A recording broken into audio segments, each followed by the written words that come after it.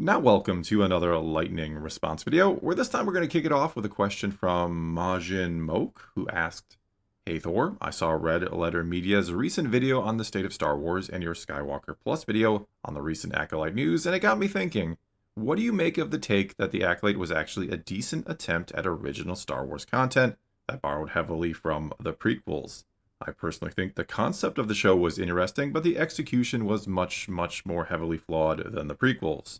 I never thought I'd hear Red Letter Media defend or advocate for the Acolyte. He also hates Rogue One, but here we are." Alright, so first of all, I have not seen the video, so I don't know exactly what they say about the Acolyte, so I'll simply answer the question, do I think there is a good idea there when it comes to the Acolyte? Could it have worked in concept? And to that, I would certainly say yes, because I think there is a sort of proof of concept, actually, and that would be the Plagueis novel. That is easily one of the best books in the EU, in my opinion, and it is sort of the same idea as the Acolyte, and I say sort of because it is more from the Sith point of view. Now, the big difference is the Plagueis novel does not in any way, shape, or form try to make the Sith feel sympathetic or justified in their actions. I'm going to oversimplify it by saying this, but in the book, basically, Plagueis and Palpatine, who are the two main characters, they are not in any way, shape, or form good people who are maybe wronged or misunderstood.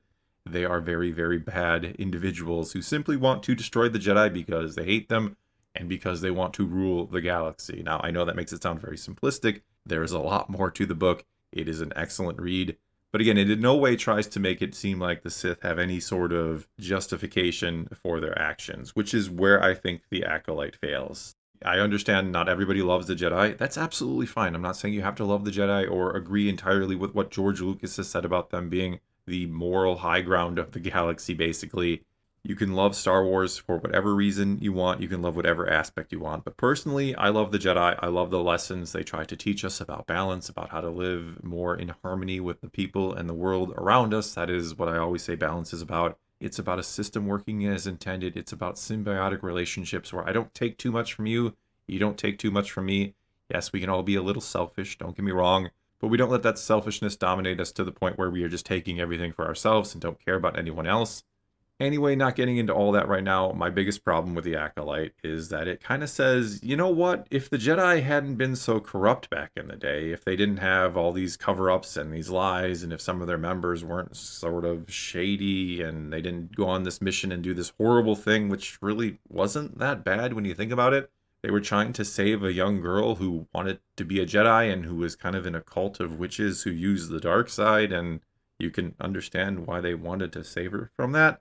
But whatever, not going too deeply into that, what the Acolytes seem to be saying is the Jedi were at fault for the rise of the Sith. That, again, if it wasn't for these problems that they have, Khmer would have never been whipped with a lightsaber whip, and I'm assuming met up with Plagueis and started to train to become a Sith, and then Osha and May, they never become dark side users anyway. The whole incident never happens. They get to grow up and be happy witches on this remote planet somewhere, and that's okay. It's kind of saying that the Jedi interfering with all that is the reason why everything will go to hell, that they are the authors of their own demise, if you will. That everything that we see in the prequels kind of all goes back to these incidents here, or this one incident where they, again, kind of cover something up and it gets so big they are now going to, apparently from the ending with Yoda, and we see Vanestra Rose is going to tell him about the possible return of the Sith and all of this stuff. But it seems like there is this massive cover-up that Yoda is involved in, and he doesn't tell the rest of the Jedi that maybe the Sith are back and that we should be on the lookout for the dark side. And even though Ki-Adi-Mundi seems to be in on the investigation, he is like, yeah, 100 years later, we haven't seen the Sith in like a millennium or something, so this can't be true. Is all of these things that just make the Jedi look bad. And again, like I said moments ago, if you don't like the Jedi, that's fine. If you like other aspects of Star Wars or you disagree with their ways, I get that, that's fine. But I truly believe the intent of Star Wars is to give us an example of not necessarily how to live, but that there is this ideal to strive towards about, you know what, if we're more selfless than we are selfish, like I was saying before, the world is going to be a better place. Now, we don't have to be just like them, nor do I want to see every Jedi portrayed as perfect and without flaw. I'm not saying that either. Certainly there are better Jedi than others, and certainly there have been some Jedi who have done some dumb things or shady things. The prequels is all about one Jedi doing some really bad things, right? Not to mention all the others are so arrogant that they kind of miss the dark side returning. And yeah, there's problems with the Jedi. I'm not saying I don't ever want to see the Jedi portrayed in a light that isn't pristine and perfect. I'm simply saying the Acolyte seems to be a show about the Sith coming about because of the flaws of the Jedi and then sort of being right to seek and destroy them. That when Palpatine will eventually proclaim himself Emperor, there is some sort of like, yeah, this is your fault, Jedi. This is all your fault. I'm here because you guys were screwing up 100 years ago. And again, in no way, shape, or form is that how it goes in the Plagueis novel. It is simply a couple of bad dudes wanting to take over the galaxy for the sake of taking over the galaxy, and because they really don't like the Jedi telling them, you know what, you shouldn't be dabbling in the dark side and doing these evil things and telling people what to do and controlling everything. That's not balanced. That's going to lead to some terrible things for the galaxy. And why they didn't just go with the Plagueis novel. And there was another question, I believe it was from Siberian Dream, who was asking, like, why don't they use the EU stories, or why did they choose, like, bad EU stories to sort of model things after, and they ignored the good ones? I think it's more or less arrogance. I don't think a lot of them, despite the fact that Leslie Headland, who wrote The Acolyte, who was the showrunner on The Acolyte, she claimed to be a big fan of the EU. I'm not so sure how true that is. Maybe it is, maybe it isn't. But if you are a big fan of the EU, I don't know how you're going to say I can do better than the Plagueis novel when it comes to this. Because like I was saying before, that is one of the best books. Even if you don't necessarily love Star Wars, it's just a very well-written political intrigue book with some aspects of sci-fi and fantasy, obviously for Star Wars and the Force and all that. But it's a phenomenal book, and it takes quite an ego to say, you know what, that's a great book and all, but I'm going to write the story of Plagueis better than that? I don't know. So anyway, before I ramble on, yeah, I thought there was a good idea with the Acolyte. I think going back 100 years before the prequels and showing what the Sith were up to is a fun idea. I think that's a great idea.